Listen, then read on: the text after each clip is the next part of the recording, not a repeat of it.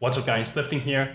So my second build that I will be attempting to put some effort into this league is going to be a Berserker Molten Strike Brutus Lead Sprinkler build.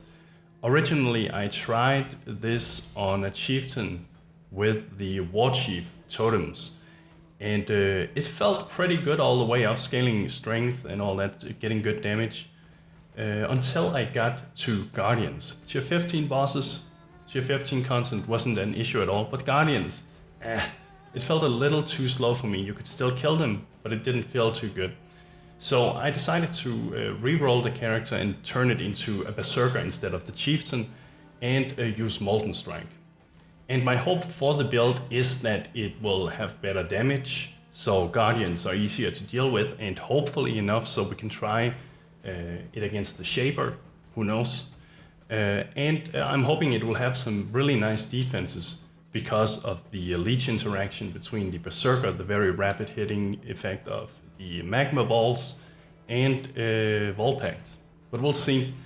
Let me give you an idea of how the Brutus Lead Sprinklers work. So if we take a look at them here, the important thing you need to notice is increased fire damage. The attack speed is nice, elemental damage, but the unique thing is the adds 2 to 4 fire damage per 10 strength to attacks. Now this is kind of like the Hands of Wisdom in action. If you wear 2 of these, it works like those. You get double effect, double value from your strength. So we're dual wielding them. With Molten Strike, that means that you will be alternating your attacks when attacking with this. And they have pretty good attack speed too. They have nice critical strike chains implicit too, but I'm not going crit with this one. So what we're gonna do to scale our damage here is that we're gonna try to stack as much strength as possible without compromising the character too much. And currently I'm level 69 and I have 958 strength. And I can definitely get more. There's lots of ways to improve this still. I'm using the Meganord's Vice Gauntlets, 100 plus strength. You can't get anything that adds more than that in the glove socket. The 10% increased physical damage isn't that useful because, well, it is the fire damage we deal here. There's also Oberyn's Warpath, but I'm pretty sure I'll spec out of these and use a rare pair of boots because my resistances are suffering and I need to fix that. But they give that whopping 18% increased strength. So if you, as you can see, it makes a pretty big difference, the amount of strength that it gives. And if you look at the damage, it's 23,000 right now. Without it, it's 20. So it does make a significant difference, but obviously on another pair of boots, you can try to get flat 50 strength, something like that. So you can still get some good boots that will increase damage that way. I'm also using an Ascendancy, but this is a temporary thing. I want to use Self's Blood later, but it's super expensive right now, so I'm just using an Ascendancy for the crazy amount of attributes that it adds. I'm also using a Black Suncrest, which gives you 14% increased strength. It can go up to 15, and some of the other ones. Again, it's nice for damage, and it's, well, that's what it does. And then the lead sprinklers, of course. Besides that, it's just rare rings, rare belts, and they of course have strength on them too to scale the damage. The damage feels pretty good right now, but it's only level 69, and I've only tested it against like very early level maps and Merciless Malachi, as you guys can see here. But it feels pretty good so far. I have no idea if it's gonna hold up against the Guardians or what we're gonna see. Oh, and to scale the strength further, we also have the efficient training jewels, the ones that convert intelligence into strength, and I'll be using one of these, I think. There's also the Brawn jewel here, increased strength and dexterity, reduced intelligence, that's fine. And then of course just rare ones, you can add that in with it, and you'll probably need something with all elemental resistances too. We're a little starved on the elemental resist part. The skill gem setup is Molten Strike, Multi-Strike, Elemental Focus, Fire Pen, Weapon LA, and Concentrated Effect currently. You could alternatively try to make it an Ignite build, go Ember Wake and Taming for a ton of Ignite procs. But it is a little hard to make work if you want to scale strength at the same time. I may try it later, but for now I'm just focusing on having high upfront fire damage and not doing anything with ignites. To make Molten Strike more powerful, we're also using the new Wildfire jewels, and I'm using 2 of these. They give increased fire damage, and if you have at least 40 strength in the radius, they will give you 2 additional projectiles per gem, so we're getting a 4 additional in total, and 25% increased area of effect per gem too. So it's pretty significant. It means you don't have to invest anything into increased area of effect because they give you so much, and it saves you a couple of points. And the thing is, with Molten Strike, you don't want to have too much area of effect anyway, because that means the balls will spread out and like the specific target you're attacking will not have as much overlapping.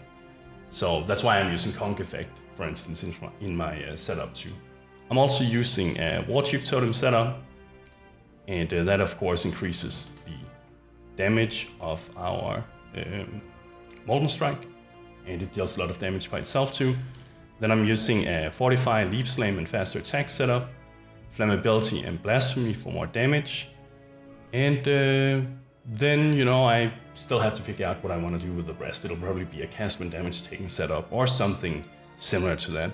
I'm also using the Wise Oak Flask right now, which gives us more fire pin if you make your resistances work for that, and some mitigation towards an element you choose for yourself depending on the amount of resistances you have, but I'll explain that in another video. So if we take a look at the skill tree, this is an interesting skill tree. It's been a long time since I've done something like this. It has a lot of keystones. So if we start here in the top, I'm using Avatar Fire right now just to convert that small amount of Fizz. It may not really be worth it, but I'm using it until I get Self's Blood, which has Avatar Fire. And then I'll spec out of it. But then Elemental Overload works really well. We are very rapidly attacking. It's fairly easy to proc the Elemental Overload, and I get a decent amount of accuracy in the skill tree, so it's not too bad that way. I'm using Mind Over Matter, and I haven't figured out if I want to remain with this.